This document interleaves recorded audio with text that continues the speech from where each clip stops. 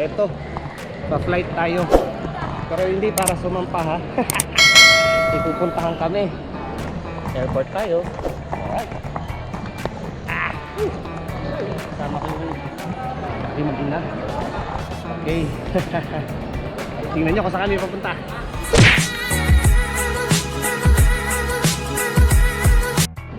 Parkour. Hi! Hi! Yan. So ito, tala kami sa gate natin. Colleagues.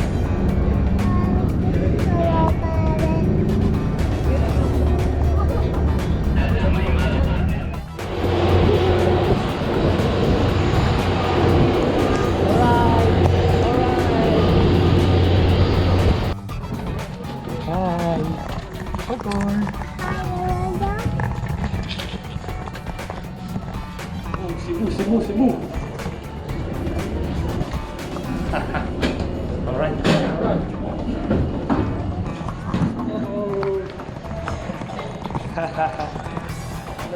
Hey. Waterfront. Parkour, kumusta? Salamat kayo ha. Salamat kayo.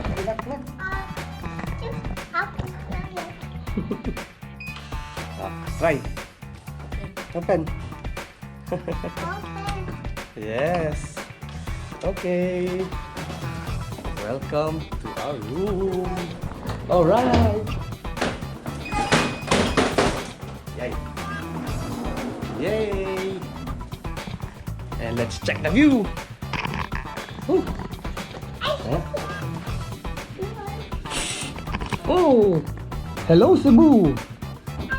Wow. Alright. Next day. Good morning, Metro Cebu. Good morning. So, dito kami ngayon sa waterfront. At magbe-breakfast muna kami. Hi, Cor. Morning. Yeah. There you go. Hi. Ayaw bumarap. Chow muna tayo. Breakfast. Yeah. Yun. So, kaya tayo nandito ngayon para sa convention. Right, magsiset up muna tayo. Kunin natin yung mga gamit. Let's go! Colleagues! Swimming! Ligo siya, no? Oh. So, eto. Magsiset up na kami for the event. So, yun. Mamaya, yung jump pack to maraming tao. So, okay. Stay tuned lang. Alright. So, ito. Tumulibon tayo. Ladies and gentlemen, in 3, 2, and 1! Yay! Maraming tao. Wow!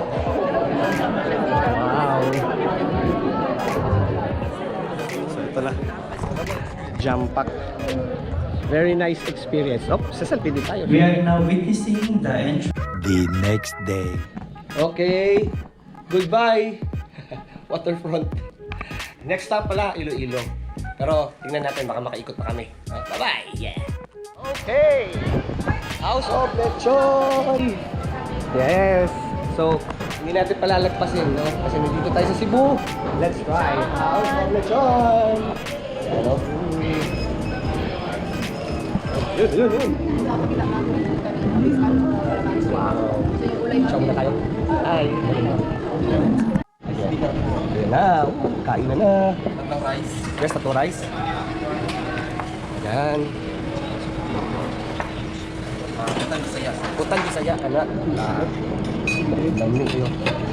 Alright. Chow time. Verdict.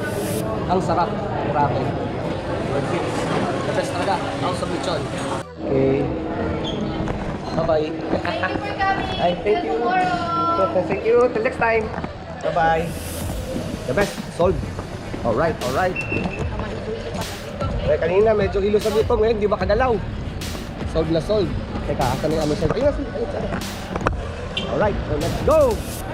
Hi, hi! Okay. Alright, downtown Cebu.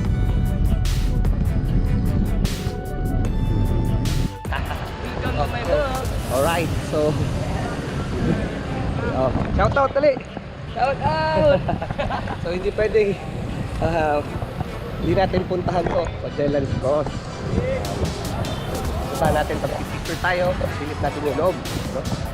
Tara, let's go.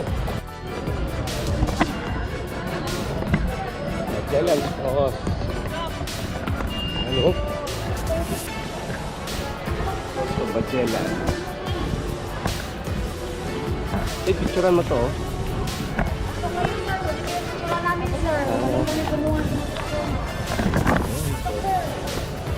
Tayo, yun natin. Kayo, ma'am. Kayong dalawa, ma'am, di. Ako mag-picture rin. Wow. 0.5 ka, ma'am. Ako mag-picture. Ayan, no? Magellan. Si Lapu-Lapu. Unang mas.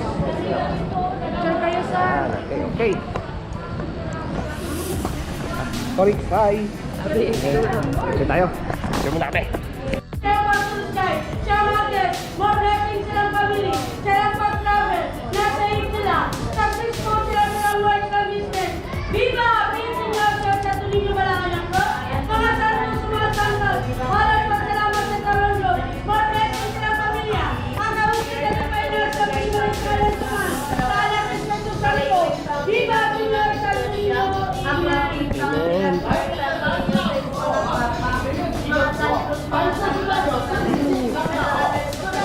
Yes. So yun, is nakabisita tayo. Nakabisita tayo. Dito sa loob Oh, kandila. So yun. Tapos ta, tapos. Thank you. Thank you, Lord. Salamat, salamat. Oh. Si ate na itong ano sa mga kanina. Ate, dagang salamat. Shout out. Bye-bye. Magawas kayo sa akong vlog. Sige. Marino Rider PH. Sige, sir. Subscribe ha. Sige, sige. Ayun. Siya yung nagdasal sa amin kanina. Okay. Bye-bye. Pasang tour to eh. Fort San Pedro. Oh, dito sa Cebu. Ayan. So, silipin na natin. Tapos, picture mamaya. Oo. Miguel Lopez de Legazpi. Yan, Spanish settlement We Cebu. have it here in the painting and drawings. It's more on founding of Cebu. So you know Magellan was arrived because when Magellan has not decided to be part of the Spanish but he is a Portuguese, he was asking to the king of Portuguese but he never allowed to flow or explore. What he did, he flew in Spain. Ah, I'm okay. Ferdinand. I'm one of the volunteer guides here at Fort San Pedro. Welcome to Fort San Pedro, the Yes. smallest fort in the country. This is the oldest well in Cebu. So this was made somewhere in 1570s, so still functional for sure. Oh, wow. And then can you put It's a wishing well? It's a wishing well? It eventually became a wishing well after Ayun nga. so many years of being visited by tourists, but originally this was used as a freshwater source of the early settlers. Okay. So,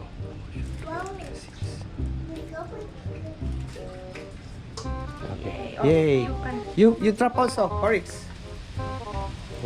Sige, wish. Yay! Alright, let's go. Next stop. So this is the main building, the Cuerpo del Guardia, and dito sa loob. So we have a lot of Oh. So Oh. what you can see here are the reproductions from the original works of Emmanuel Pañares. He's a Cebuano painter who did these paintings based on the accounts of Antonio Pigafetta. So some of the important narratives are seen below: the meeting of Ferdinand Magellan and Humabon, the Queen being presented with this Santo Niño image by Ferdinand Magellan, the Queen receiving the Santo Niño image after her baptism, and then the Battle of Mactan. Oh. Some other important personalities mentioned by Pigafetta, namely Enrique de Malacca, Umabon, and Lapu-Lapu. So that's a depiction of Enrique Antonio Pigafetta himself. So this one is how the artist depicts Miguel Lopez de Legazpi, the one who mandated the construction of Oh, San Pedro. but may deepest salute to this guy, ah. Yeah. The first Filipino national hero. My favorite, Lapu-Lapu. Yeah. Painting. We'll learn Okay. from the Spanish by May uncle, Lapu-Lapu. So this pavement work is also unique because this is made of coral stone blocks yung dinadaanan natin. Yeah? This is the only strip here in Cebu that I can only tell that this kind of cobblestone pavement work existed. So, meaning to say, from the Spanish times Yeah. until now, this is still the original. Somehow Yeah. part of it were restored. Stored, yes. Because there were missing parts that were damaged or removed from this long period of time that this area was occupied by especially when this was occupied 2 months by the Katipuneros of Cebu, Ah, and then by the Americans, Okay. World War II era, and then it even became a zoo. So there would be, because of that timeline, some of the materials were also removed or damaged. wow. So the walls here are still made of coral stone blocks. Oh, Kikita mo. oo nga, no? So, very nice. This is the upper section of the Cuerpo del Guardia used before by high-ranking Spanish military officials. Ah, for their, yeah. meetings. Wow. And it's still being used today.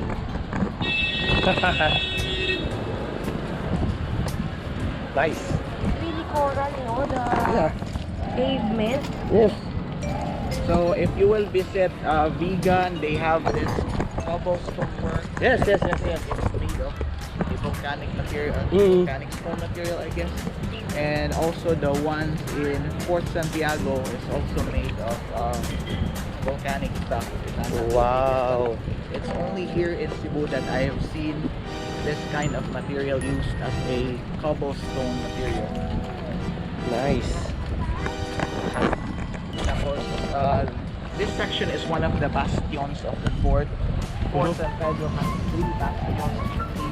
La Concepcion, San Miguel, which is we're physically standing right now, and then the third bastion is Dela Ignacio de Loyola. Oh. So every bastion, meron siyang decorative tower at every corner. Mm-hmm.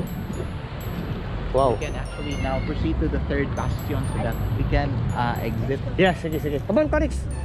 Come on, come on. If there would be this so-called pakpakan dati, if there will be an attack, this is basically yung talaga dati, yung what they call this, yung front line of defense this corner. Kasi this is the one really piercing the coastline. Yeah. So this, What about that? What's that? that's the Mariners Fort. But the area UC? used- University of Cebu? No. I think the Coast Guard are using it right now. But basically, this area here used to be part of the Mactan Channel, the backside of the fort. Later reclaimed. Mm-hmm. It was during the American period that they started to reclaim the site. Okay. Alright, going down. So this courtyard, during the 1950s, became a botanical garden. And Ooh. then, very good transition from a botanical garden. It was converted into a zoo. Oh, yeah? It was from the 1960s until the 70s. Until after the zoo was moved to the mountainside, the Mm. fort underwent restorations before it was finally open to the public as a tourist destination. So it really Okay. underwent this series of transformations of different individuals and even animals living within this mill. So any questions, comments, or suggestions? You're very good. Thank you very much. What's your name again? Ferdinand Ascaran. Okay, thank you, Ferdinand. Very nice explanation. So, okay, thank you very much. So, ayun. Quick tour lang tayo, nagmamadali. Pero eto na. So, the best. So ano babe, ayos? Yes! Onyx? Sayang lang wala si ate at saka si kuya. Tayo. So, going to the airport na. Ito na. Bye-bye.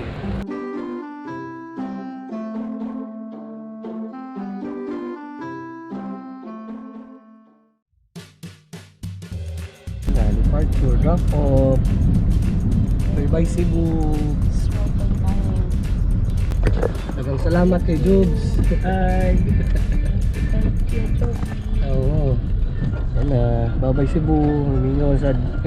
Okay. Done with the screening. Airport. So ito, punta na kami sa aming gate. And next stop, Iloilo. See you in a bit. Right, touchdown, Iloilo.